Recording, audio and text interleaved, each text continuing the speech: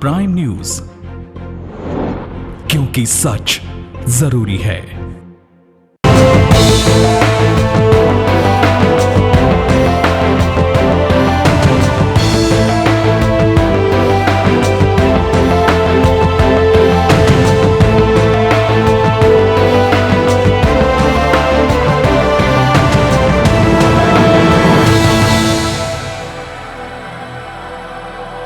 नमस्कार, आदाब।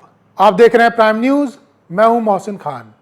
दोस्तों, आज हमारे साथ बातचीत करने के लिए मौजूद हैं देश के जाने माने नेता और अधिवक्ता सलमान खुर्शीद साहब। सलमान साहब, बहुत स्वागत है आपका प्राइम न्यूज पर। शुक्रिया। सलमान जी, आप कांग्रेस पार्टी के वरिष्ठतम नेताओं में शुमार हैं और इस वक्त जो देश में हो रहा है या पूरी दुनिया में मैं कहूँ, इस समय को कोरोना काल कहा जा रहा है। इस सब के दौरान भी बॉर्डर पर, ख़ास तौर से अगर हम लद्दाख बॉर्डर की बात करें, चाइना हिंदुस्तान बॉर्डर की बात करें, तो वहाँ पर अभी भी माहौल शांत नहीं है, जिसे लेकर इस वक्त भारत और चाइना के बीच में तनाव चरम पर है। आपने बड़ी जिम्मेदारियां निभाई हैं हिंदुस्तान के अंदर। आप इस विवाद को कैसे देखते हैं? हम यहाँ से शुरुआत करते हैं। देखिए, विवाद की जड़ें जो हैं वो पुरानी हैं। चीन और भारत के बीच में हमारी सीमा कहाँ है, इस पर हम अभी एक मत नहीं हो पाए हैं। लेकिन बहुत समय से हम दोनों ने आपस में बैठकर ये तय किया था कि इस समस्या को बढ़ने का कोई अवसर ना हो, इसके लिए क्या करना है। और हमने कुछ ऐसी संधियाँ, कुछ ऐसे आपस के समझौते किए थे कि कभी कोई विषय ऐसा आ जाए जिससे कि आपस में टकराव की अगर कोई समस्या आए तो उसका तत्काल समाधान कैसे निकाला जाएगा। और ये समस्या अभी रहेगी, इसमें समय लगेगा। तो ऐसा ना करें कि हम चीन और भारत के बीच में जो संबंध हैं उनको ही स्थगित कर दें। ऐसा ना करें। अगर हमारा ट्रेड है, हमारी तिजारत है, हमारा व्यापार है, वो आगे बढ़ता रहे, पीपल टू पीपल एक्सचेंज हमारे हैं, हमारे संबंध, इंस्टीट्यूशंस के संबंध हैं, उनको हम कहीं उनमें रुकावट ना डालें। और धीरे धीरे जब जो सीमा का, ये बॉर्डर का मसला है वो भी हल होगा तो हमारे एक अच्छे संबंध बन जाएंगे। लेकिन क्योंकि सीमा का मसला है तो इसलिए कभी कभी टकराव की स्थिति पैदा होती है। और वो इसलिए पैदा होती है कि जो भी सीमा है, जिसको LAC कहते हैं हम लोग, लाइन ऑफ एक्चुअल कंट्रोल, वो एक कल्पना है कि यहाँ तक लाइन ऑफ एक्चुअल कंट्रोल है, लेकिन धरातल पर, ज़मीन पर डिमार्केशन नहीं हुआ है। तो कभी वो कह दें कि ये तो यहाँ तक जाता है, कभी हम कह दें कि ये यहाँ तक जाता है, तो इसमें वहाँ पर लोकली कहीं न कहीं पर कभी टकराव हो सकता है। तो ये मसला है। इस पर हम लोग 20 साल से इस पर कहीं ना कहीं हम अंकुश लगाए बैठे हैं और कोई ना कोई रास्ता हमेशा निकलता है। इस बार ये बात इतनी बढ़ कैसे गई, इस पर चिंता करने की आवश्यकता है। सलमान साहब, आप बहुत ही एक जिम्मेदार नेता हैं और नेता से आगे बढ़ के अगर मैं कहूँ तो एक हिंदुस्तान के जिम्मेदार नागरिक हैं। आपने पहले बड़ी जिम्मेदारियां निभाई हैं कांग्रेस सरकार में। आप मिनिस्टर ऑफ एक्सटर्नल अफेयर भी रहे हैं, तो इन मामलों को आप बहुत बेहतर तरीके से बता सकते हैं, समझा सकते हैं। आपने कई बातें अभी अपनी बातों में कही। मैं चाहूँगा बिंदुवार तरीके से उन बातों का क्या आधार है, जिन बातों पर आपने अभी कही वो जनता तक पहुँच जाएं। एक बात आपने कही कि चाइना के साथ किसी भी तरह का व्यापार संबंध खत्म नहीं करना चाहिए, टेंशन को ख़त्म करना चाहिए। लेकिन हिंदुस्तान के अंदर तो इस तरह की आवाज़ें आज उठने लगी हैं कि चाइना से हर तरह का व्यापार ख़त्म किया जाए, चाइना को मुंह तोड़ जवाब दिया जाए। 20 हमारे देश के जवान शहीद हुए हैं, उनके परिवारों की तरफ से भी ये बात आ रही है कि चाइना को मुंह तोड़ जवाब देना चाहिए, उसकी ही बोली में, जिस तरीके की भाषा वो समझता है। तो क्या आप इस बात से इत्तेफाक नहीं रखते? देखिए, कहना आसान है, करना मुश्किल है। आज के दिन कहीं भी, विश्व में कहीं भी, और विशेषतः उन देशों के बीच में जो जिनके पास परमाणु शस्त्र हैं, युद्ध छिड़ जाना पूरे विश्व के लिए एक बहुत बड़ी समस्या की बात है। और आप युद्ध लड़ते हैं और उसमें आप संकोच करते हैं कि आप परमाणु शस्त्र का जो है उपयोग नहीं करेंगे, तो फिर युद्ध लड़ने का फ़ायदा क्या होगा अगर दूसरा व्यक्ति परमाणु शस्त्र उपयोग करने से डरता नहीं है या संकोच नहीं करता है। तो ये एक बहुत बड़ी समस्या और बहुत गंभीर समस्या है, जो सिर्फ नारे लगाने से सड़कों पर और कह देना कि फेंक दो देखा जाएगा, उससे कोई समस्या का समाधान निकलता नहीं है।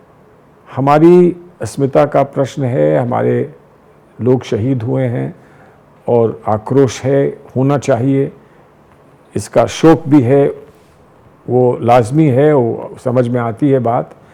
लेकिन क्या हम ये चाहेंगे कि हज़ारों लोग और मौत के घाट उतार दिए जाएं, हज़ारों लोग दोनों तरफ के शहीद हो जाएं, और उसके बाद फिर क्या निकलेगा? उसके बाद कोई ऐसा समाधान निकल आएगा जो आज हमको जिसकी आवश्यकता है? तो इसलिए मैं कह रहा हूँ कि इसको बहुत सूझबूझ के साथ और बहुत समझदारी के साथ इस पे फैसले करने होंगे। ये तत्काल फैसला कर देना कि अब हम युद्ध करेंगे, मैं समझता हूँ कि ना किसी के मन में ये बात होगी, चीन में भी नहीं होगी, यहाँ भी नहीं होगी, और इस पर तत्काल कोई निर्णय लेना भी नहीं चाहिए। बहुत गहराई से सूझबूझ से सोचने के बाद हमको तय करना चाहिए कि हमें क्या करना है। अब बात बची ये कि अगर ये आज संभव नहीं है या ये आज हम नहीं करना चाहते, तो हमको जो क्षति हुई है उसको हम दूर कैसे करेंगे? उसके लिए रास्ता निकालना होगा बातचीत से। उस क्षति के दो पहलू हैं, एक जो आपकी भूमि उन्होंने कब्जा की है वो वापस होनी चाहिए। दूसरा ये कि जो हमारे लोग शहीद हो गए हैं उनकी भरपाई कैसे होगी? उनको वापस तो जान मिल नहीं सकती, जिनका जो छिन गया है वो छिन गया है, लेकिन उनकी शहादत जो है वो व्यर्थ ना जाए, इसके लिए क्या करना है, कैसा करना है, ये बात चीन को भी समझनी होगी। और इस बात को समझाने के लिए हमें क्या कुछ करना है, वो दायित्व जो है सरकार का है। हम विपक्ष में हैं, हमें कुछ अनुभव है चीन से बातचीत करने का या चीन के साथ व्यवहार का, इसलिए अगर हमारे अनुभव का फ़ायदा सरकार उठाना चाहे तो सरकार हमसे बात कर ले। आपने विपक्ष की बात करी, राहुल गांधी का भी आज एक ट्वीट आया था, उसके बारे में भी हम बात करेंगे, लेकिन उससे पहले क्योंकि सीमा विवाद की आपने बात कही और ये कहा कि ये एक बहुत पुराना मसला है जो चला हुआ आ रहा है, और भारतीय जनता पार्टी ने भी ये कहा, नरेंद्र मोदी ने भी ये कहा, संबित पात्रा जो उनके प्रवक्ता हैं उन्होंने भी ये कहा कि असल में ये पूरा मामला कांग्रेस के ज़माने से शुरू हुआ है, नेहरू के ज़माने से शुरू हुआ है, जब पाकिस्तान और चाइना को उन्होंने ज़मीन हथियाने दी। आपका क्या कहना है इसके बारे में? ये आदम और हव्वा को इसमें क्यों नहीं लाते हैं कि आदम और हव्वा ना होते और वहाँ से अगर इंसान को निकाला ना गया होता तो कुछ ना होता। देखिए, ये अपनी कमज़ोरी को छुपाने का ये इनको एक बहाना मिल गया है। इतिहास में जो हुआ वो हो चुका है, अच्छा हुआ बुरा हुआ, उससे हमें शिक्षा मिली, उससे हमको कुछ सीख मिली, हमने क्या किया हमने क्या नहीं किया। ऐसा नहीं है कि एक पर्दा पड़ा हुआ है लोगों की आंखों पर। बार बार लोगों ने आंकलन किया, बार बार लोगों ने ये तय किया कि किसकी क्या जिम्मेदारी है, किसको क्या दंड मिलना चाहिए, किसको कहाँ पर किसको शाबाशी मिलनी चाहिए। अगर चीन की समस्या को उठाते हैं कि अक्साई चीन में क्या हुआ 1962 में, तो फिर 71 में क्या हुआ बांग्लादेश और पाकिस्तान में, उसका जिक्र क्यों नहीं करते हैं? उस वक्त बीजेपी की सरकार थी जो बांग्लादेश बना था। लेकिन ये जो होना है वो हो चुका है, वो इतिहास है। आज कुछ और है। आज जिम्मेदारी कांग्रेस पार्टी की नहीं है, आज जिम्मेदारी उसकी है जो सरकार में बैठा है, और वो यही देखे जा रहे हैं कि कांग्रेस क्या करेगी, कांग्रेस ने क्या किया, कांग्रेस ने क्यों नहीं किया, कांग्रेस ने क्या किया। हम सिर्फ ये कह रहे हैं कि हमारी जिम्मेदारी इतनी बनती है कि जहाँ तक संभव हो हम सरकार को सहयोग दें, सरकार का साथ दें और अपने देश की अस्मिता को सुरक्षित रखें। इसमें अगर हमको भी नुकसान हो जाता है तो अपना नुकसान हम सहकर देश को मजबूत बनाने के लिए जो संभव होगा वो हम करेंगे। तो कौन क्या बात कहता है इससे हमको कुछ लेना नहीं। अब रही बात, जैसे आपने उल्लेख किया राहुल जी के ट्वीट का किया, जो उन्होंने कई बार अपने भाषणों में कहा है या उन्होंने स्टेटमेंट्स दिए हैं, वो हमारे नेता हैं। जो ध्वनि, दो आवाज़ और जो बुलंदी पर वो अपनी बात कहेंगे, वो हम सब नहीं कर सकते। हम उनकी बात में अपनी आवाज़, उनकी आवाज़ में अपनी आवाज़ मिला सकते हैं। हम उनकी चेष्टा, उनका संकल्प, उनकी हिम्मत, उनकी करेज, हम सब को सराहने की कोशिश कर सकते हैं, उनके साथ, उनके पीछे चलने की कोशिश कर सकते हैं। लेकिन वो हमारे नेता हैं और उनको बहुत ठेस लगी है, उनको बड़ा दुख हुआ है कि आज हमारे देश को ये सब देखना पड़ा। बहुत कुछ वो जानते हैं इस देश की अस्मिता के बारे में, जैसे लोग हमको पूरे विश्व में देखते हैं, उसको वो विश्व के नेताओं से मिला करते हैं, मिलते हैं, उनसे बातचीत होती है, कभी उनको दूरभाष से बातचीत भी होती है। आपने देखा कि टीवी पे वो कैसे कैसे लोगों से बात करते हैं। तो उनका अनुभव और उनका जो संकल्प है, उसको वो मुखर कर देश के सामने रखते हैं। हम सब उनके साथ इसमें हैं, उनको पूरी तरह से सहयोग देने के लिए हम लोग तत्पर हैं और तैयार हैं। लेकिन ऐसा नहीं हो सकता कि मेरी आवाज़ उनकी आवाज़ से बढ़ जाए, ऐसा नहीं हो सकता कि मेरी समझ और उनकी समझ बराबर हो जाए, ऐसा नहीं हो सकता कि हम 4, 10, 20, 50 लीडर्स बन के चलेंगे। एक लीडर होता है पार्टी का, एक लीडर होता है हर समाज का, और उस लीडर को हम लोग सब एक्सेप्ट करते हैं ताकि उसकी आवाज़ और मजबूत हो और कामयाब हो। ये अच्छी बात है कि आप अपने नेता की बात रख रहे हैं और राहुल गांधी जी के बारे में आप बता रहे हैं। उनका जो आज ट्वीट आया वो शायद आपने भी पढ़ा होगा। उन्होंने एक ट्वीट किया कि देश की सरकार ने पेट्रोल और कोरोना दोनों को अनलॉक कर दिया है। इसे आप कैसे देखते हैं? देखिए, वो बात कहते हैं जिस परिप्रेक्ष्य में और जिस तरह से वो अपनी बात कहते हैं, ताकि वो आम जनता तक पहुंच सके और लोग उसको समझ सकें। बहुत घुमा फिरा के वो अपनी बात नहीं कहते हैं। और जो उन्होंने कहा है, इससे कोई समझदार व्यक्ति हमारे देश में इसको नकार नहीं सकता है। सब मानते हैं। उन्होंने एक बात कही है कि दुनिया भर में लॉकडाउन हुए और लॉकडाउन ने दुनिया को या हर देश को तैयार किया कोरोना का सामना करने के लिए। और जब कोरोना दबाव में आया, जब कोरोना का ग्राफ जब फ्लैटन होने लगा, गिरने लगा, तब लॉकडाउन को समाप्त किया गया, अनलॉक किया। हमारे यहाँ उनको शिकायत ये है, और ये हर व्यक्ति को ये शिकायत होगी कि लॉकडाउन समाप्त उस समय किया जा रहा है जबकि कोरोना के मरीज़ बढ़ रहे हैं, उनकी संख्या जो है वो बढ़ रही है। इसका मतलब कि लॉकडाउन करने का कोई फ़ायदा ही नहीं हुआ, हमने उसका कोई फ़ायदा उठाया ही नहीं, हमने उस समय का सही उपयोग ही नहीं किया। ये बात वो कह रहे हैं। दूसरी तरफ इसमें तो कुछ समझाने की ज़रूरत है नहीं कि कीमतें बढ़ रही हैं तेल की। दुनिया जानती है कि जो रॉ तेल है, जहाँ से तेल निकलता है, सऊदी से निकलता है और जगह से निकलता है, अमेरिका से निकलता है, उस तेल की कीमत तो दुनिया भर में कम हो गई है। तो वो तेल गिर रहा है, देश में जो कीमत है वो बढ़ रही है। तो ये कैसे कोई समझ पाएगा कि ये जो हो रहा है ये सही हो रहा है? या आप मानते हैं गलत हो रहा है? हालांकि मैं अभी चाइना के मुद्दे पर रहना चाहता था, लेकिन क्योंकि आप पेट्रोल डीजल नहीं, इस पर तो सरकार ने भी ये नहीं कहा कि ये सही हो रहा है। नहीं, तो फिर ये कांग्रेस, आप जानते हैं गलत हो रहा है। जब आपकी सरकार थी और पेट्रोल और डीजल के दाम बढ़ रहे थे, उस वक्त भारतीय जनता पार्टी सड़कों पर उतरती थी, धरना प्रदर्शन करती थी, विरोध दर्ज कराती थी। अभी तो ऐसा कुछ नजर आ नहीं रहा है सड़कों पर। इस तरह का विरोध नजर नहीं आ रहा है। विरोध नहीं नजर आ रहा होगा, लेकिन आज यूथ कांग्रेस ने इस पर अपनी आवाज़ उठाई है। आप ये मत भूलें कि इस वक्त हम कोविड की समस्या से जूझ रहे हैं, और हम तेल पर निकलें और तेल पर हम प्रदर्शन करें और 10,000 और मरीज़ बना दें कोविड के, तो वो क्या देश के लिए अच्छा होगा?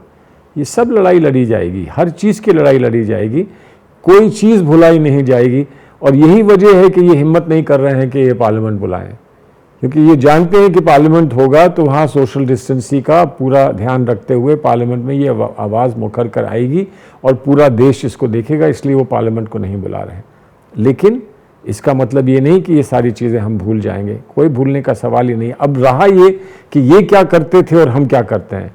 देखिए, जिसने इस देश को आज़ादी दिलाई और देश का और देश के सपने को साकार करने के लिए देश का विकास कराया, जिसने एक लंबे समय तक इस देश को चलाया है, वो गैर जिम्मेदारी से बिहेव नहीं कर सकता है। इन्होंने कभी जिम्मेदारी समझी नहीं कि सरकार या देश को चलाने की जिम्मेदारी क्या होती है। हमने तो कभी जो सच्चाई थी सीमा की, वो हमने कभी झुटलाई नहीं, हमने सच्ची बात कह दी। आज चीन के साथ क्या हो रहा है वो सच्चाई तक तो ये नहीं बता पा रहे हैं देश को। कह देते कि चीन ने हमारे साथ धोखा दिया, चीन ने हमारे साथ गैर इंसाफ़ी की है, लेकिन बहरहाल हम लोगों को इसको साथ झेलना होगा, साथ इसका सामना करना होगा। कोई व्यक्ति हमारा नौजवान सिपाही मजबूती से इस देश की सुरक्षा के लिए खड़ा है और उसको कैद कर दिया जाता है, और हमारी सरकार बताने को तैयार नहीं कि किसको कैद किया और कितने दिन तक कैद किया। कोई हमारे घर में घुसा आता है और हमारे प्रधानमंत्री कहते हैं कि कोई नहीं आया, कहीं पर किसी ने कोई कब्जा नहीं किया है। तो फिर समस्या क्या है? बातचीत किसकी हो रही है? प्रधानमंत्री का यही कहना है, उन्होंने देश को संबोधित किया, देश के सामने आए, उन्होंने खुले तौर से इसके लिए भी कांग्रेस को जिम्मेदार माना। उन्होंने ये कहा कि हमारे ज़माने में इस वक्त आज की तारीख में चाइना के द्वारा 1 इंच भी हिंदुस्तान की ज़मीन कब्जे में नहीं ली गई है। हाँ, पहले जिस तरीके से दूसरी सरकारों में चाइना के सैनिक वहाँ पर घूमते थे, उन्हें कोई टोका नहीं करता था, आज हमारे सैनिक, हमारे नौजवान, उन्हें वहाँ के देश के जवान उन्हें टोकने लगे हैं। दिक्कत वहाँ से पैदा हो रही है। और तब भी शहीद हमारे 20 हो गए। अगर 75 से आज तक एक गोली नहीं चली, 75 तक आज तक एक हमारा नौजवान शहीद नहीं हुआ चीन की सीमा पर, तो आज जब 20 लोग शहीद हो जाते हैं तो उसमें कमज़ोरी हमारी है, कमी हमारी है कांग्रेस पार्टी की, जब हम सत्ता में रहे, और इनकी नहीं है। तो कहाँ तक ये हमको ये दोषी ठहराएंगे? अगर इतना ही हमको दोषी ठहराना है तो हमको सरकार सौंप दें ताकि हम सरकार चलाएं। दोष भी हमारा होगा और गुण भी हमारा होगा। जब ये नहीं अपने आप को समझ पा रहे हैं, और आज भी ये देखिए, ये झूठ है। अगर ये झूठ नहीं है तो इतनी फौज क्यों भेजी जा रही है लद्दाख? हम वैसे ही पहले से। आप इस बात को सही मानते हैं या नहीं? बहुत साफ शब्दों में आप अपनी बात कहने के लिए जाने जाते हैं। जो देश के प्रधानमंत्री ने देश को संबोधित करते हुए कहा कि हिंदुस्तान की 1 भी इंच ज़मीन चाइना के कब्जे में नहीं है। दिक्कत सिर्फ इतनी है कि पहले वहाँ पर उनके जवान, उनके सैनिक चाइना के खुलेआम घूमते थे, हिंदुस्तान की सरहद के अंदर भी कोई रोका टोकी नहीं होती थी। अब 1-1 इंच अंदर भी अगर वो आते हैं तो हिंदुस्तान की सेना, हिंदुस्तान के जवान उन्हें रोकते हैं, उन्हें टोकते हैं, इसलिए दिक्कत। और उसमें शहीद हो जाते हैं, उनको रोकते हैं, उसमें शहीद हो जाते हैं। दूसरी तरफ से अभी पता नहीं चल रहा है कि दूसरी तरफ से कितने शहीद हुए हैं। कोई कहता है 40 हुए हैं, कोई कहता है 3 हुए हैं। पता तो चलना चाहिए। क्या हमें पता नहीं है? वहाँ पे क्या हमारे पास तस्वीर खींचने के लिए हमारे पास कोई प्रबंध नहीं था? क्या हम हेलीकॉप्टर से, हम हवाई जहाज़ से, हम सैटेलाइट से ये पता नहीं कर सकते थे कि वहाँ पर मुठभेड़ के बाद वो अपने बॉडीज़ उठा कर ले गए, या अपने सैनिक जो घायल हैं उनको उठा के ले गए? इसकी कोई तस्वीर हम दिखा नहीं सकते थे। बालाकोट की तस्वीरें हमारे पास थी, यहाँ की तस्वीरें हमारे पास नहीं हैं। हर जगह होते हैं, वही हेलीकॉप्टर्स हैं, वही प्लेन्स हैं जिन्होंने वहाँ फ़ोटोज़ ली थी, वो यहाँ भी फ़ोटोज़ ले सकते हैं। तो हम कहाँ कह रहे हैं, हम क्या कह रहे हैं कि प्राइम मिनिस्टर जो कह रहे हैं वो सही है या गलत है? हम तो एमईए ने जो कहा है उसको समझने की कोशिश कर रहे हैं कि एमईए ने क्यों नहीं कहा कि प्रधानमंत्री ने जो कहा वो सही है। एमईए कुछ और कह रही है, फॉरेन मिनिस्टर कुछ और कह रहे हैं, प्राइम मिनिस्टर कुछ और कह रहे हैं। और प्राइम मिनिस्टर की बात को कौन दोहरा रहा है? चीन दोहरा रहा है। चीन दोहरा रहा है कि कोई समस्या नहीं है। प्राइम मिनिस्टर ने भारत के कहा है कि कोई समस्या नहीं है, कोई गए नहीं, कोई कहीं गए नहीं, और उसके बावजूद यहाँ से फौज को भेजा जा रहा है।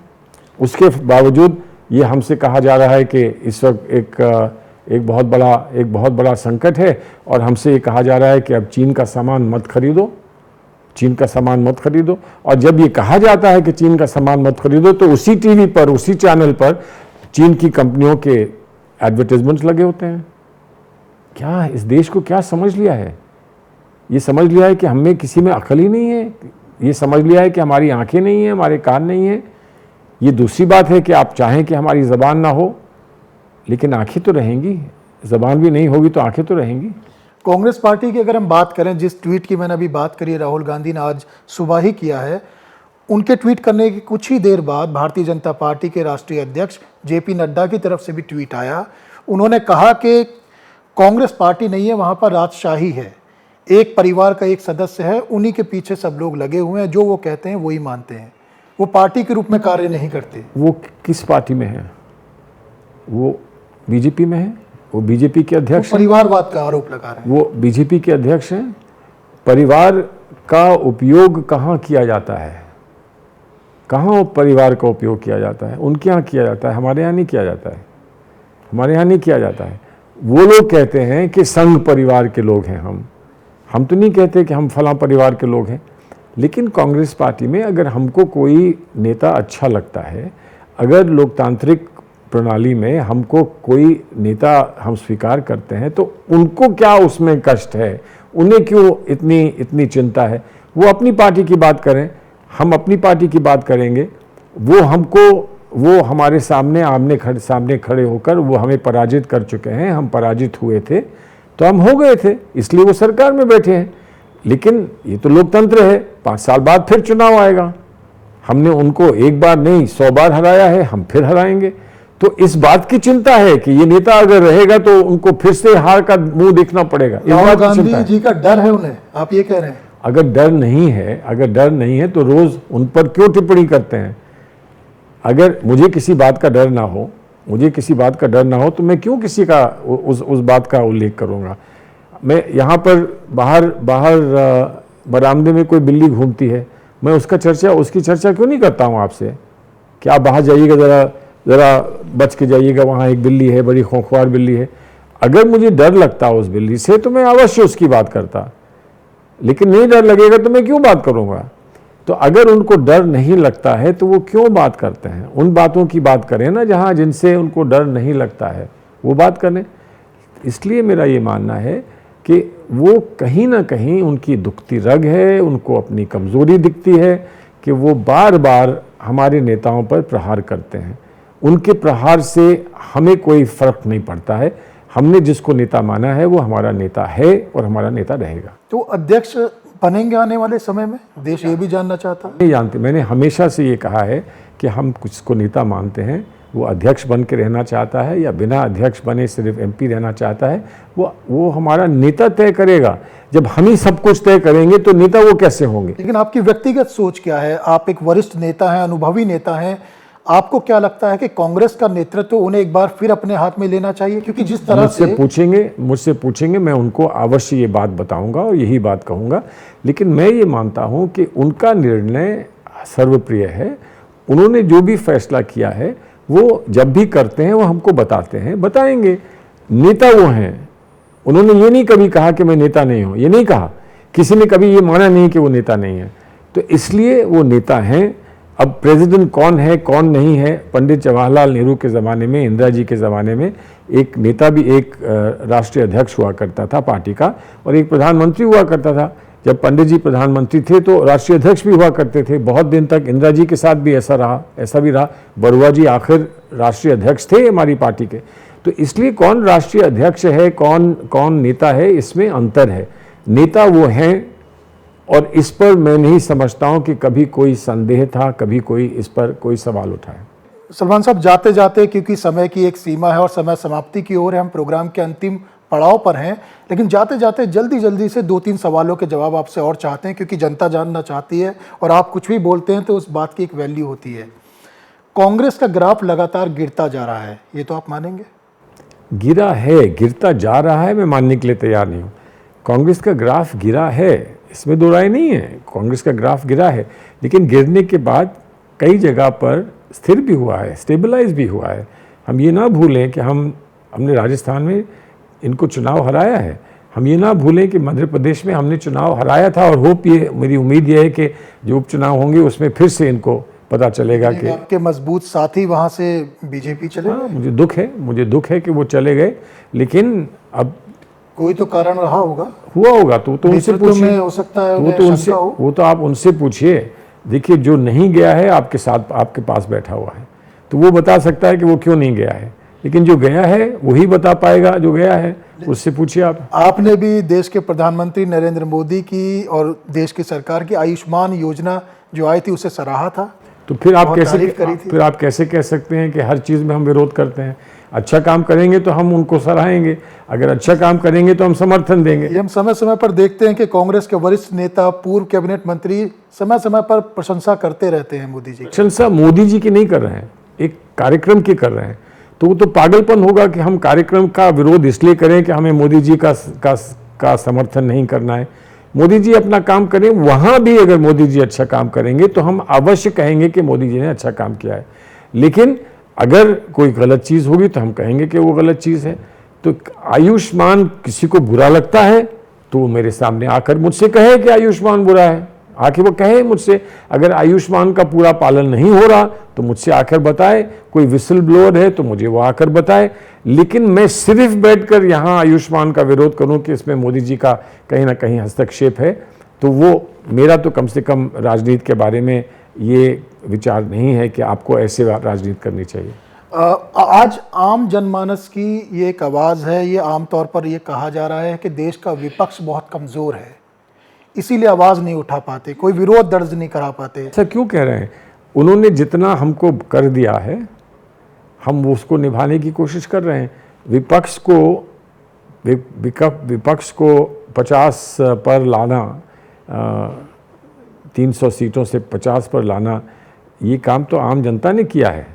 तो इसलिए आम जनता ये ना कहे कि हम सिर्फ 50 पर आ गए हैं। आम जनता ने हमको 50 पे किया है।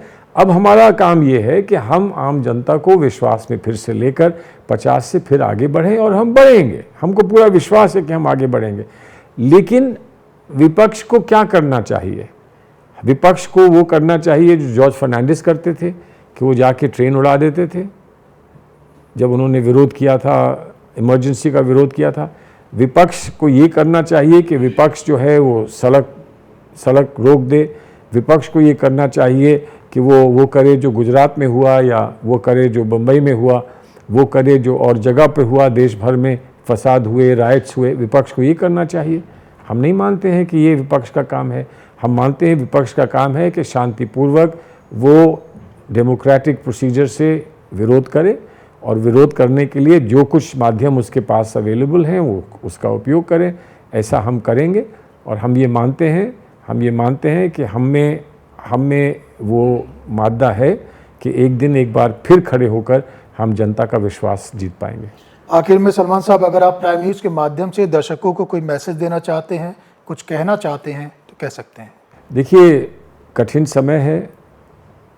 इस पर ये कहना कि किस पर कितना दोष और किस पर कितनी जिम्मेदारी है, इसका कोई विशेष फ़ायदा हमको किसी को नहीं होगा। चाहे कोविड का मामला हो, चाहे हमारी सुरक्षा का मामला हो, चाहे हमारी व्यवस्था का मामला हो, चाहे हमारे विकास का मामला हो, और चाहे वो हमारी अर्थव्यवस्था का मामला हो।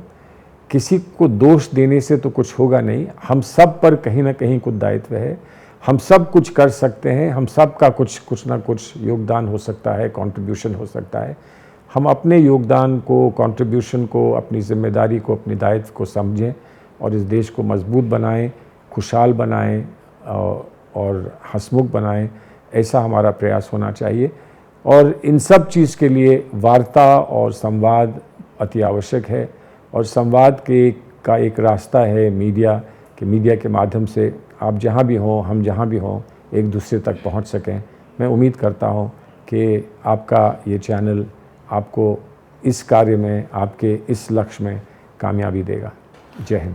सलमान जी, आपने प्राइम न्यूज़ को समय दिया, सारे सवालों के बहुत ही बेबाकी से जवाब दिए। आपका बहुत बहुत धन्यवाद। शुक्रिया जनाब, थैंक यू। तो ये थे हमारे साथ कांग्रेस पार्टी के वरिष्ठ नेता सलमान खुर्शीद साहब, जिन्होंने दिल खोलकर हमसे बातें करी और तमाम सवालों के खुलकर जवाब दिए। अभी के लिए बस इतना ही। बाकी खबरों के लिए देखते रहिए प्राइम न्यूज़, क्योंकि खबरों का सिलसिला यहाँ कभी नहीं थमता। नमस्कार।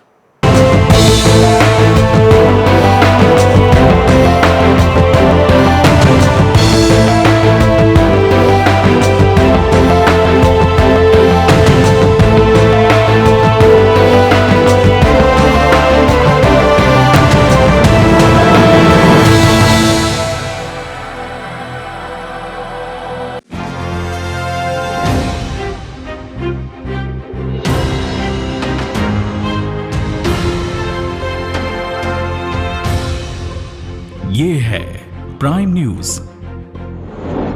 क्योंकि सच जरूरी है।